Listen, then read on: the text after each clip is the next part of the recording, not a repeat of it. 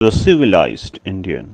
भारत की एकता को जीना, भारत की एकता को आंच आए, न ऐसी मेरी भाषा होगी, न ऐसा मेरा कोई कदम होगा।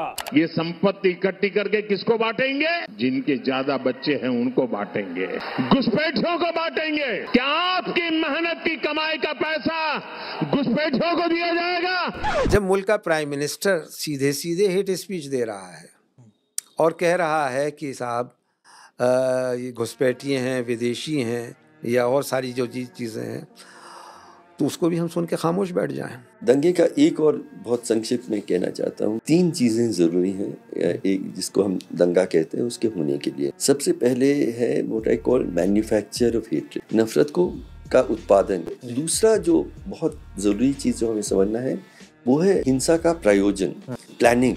पॉल ब्रास एक बहुत अच्छे शोधकर्ता हैं, तो इन्होंने ये राइट प्रोड्यूसिंग मशीनरी का पूरा एक अध्ययन किया।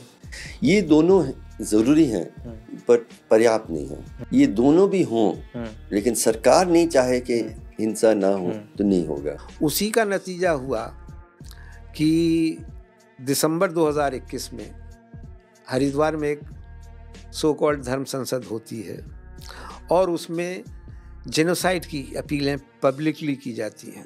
मुसलमानों को मार दिया जाएगा, काट दिया जाएगा, नरसंहार कर दिया जाएगा। सरकार की सहमति इज़ नेसेसरी एंड सफिशिएंट। और उस स्वामी को जो आज भी जहर अफशां बयान देता है और जिसने अपने नोटिस लगा रखा है कि हम मुसलमानों का प्रवेश वर्जित है इस मंदिर में डासना के, वो कहता था जब पुलिस गई उसको पकड़ने के लिए कि 2 राज्यों के मुख्यमंत्री और कई केंद्रीय मंत्री मेरे पैर छूते हैं, तुम सब मार दिए जाओगे। पुलिस वालों को थ्रेट कर रहा था, तो वो हाथ जोड़ करके उसको लेकर के गए, क्योंकि सुप्रीम कोर्ट के इंस्ट्रक्शन थे तो ये साहब कागजी खाना पूरी करके आपको छोड़ देंगे, तब उसको बुक किया।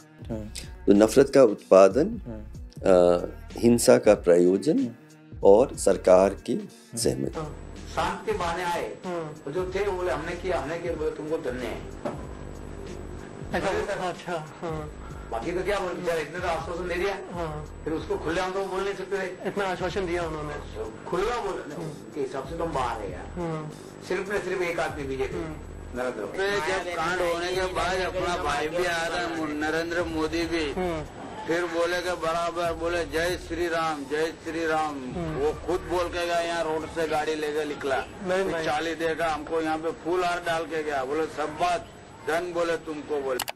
हिंदुस्तान के कॉन्टेक्स्ट में कोई ऐसा नॉन स्टेट एक्टर, क्योंकि नॉन स्टेट एक्टर आपने बोला कि ठीक है if there is every preparation but the state is big enough कि वो उस प्रिपरेशन को जब चाहे कैंसिल आउट कर सकता है, बट नॉन स्टेट एक्टर ऐसा कौन है कि जो, इसमें कोई शक नहीं है और बहुत सारे जुडिशियल कमीशंस इसका जिक्र करते हैं कि आरएसएस की भूमिका ये नफरत का उत्पादन और प्रयोजन, आरएसएस और उसके बहुत सारे ये जो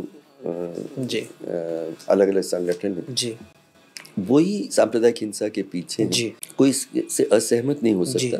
अगर आप इतना नहीं समझते तो आप बहुत क्यूट हैं, बल्कि बहुत म्यूट हैं।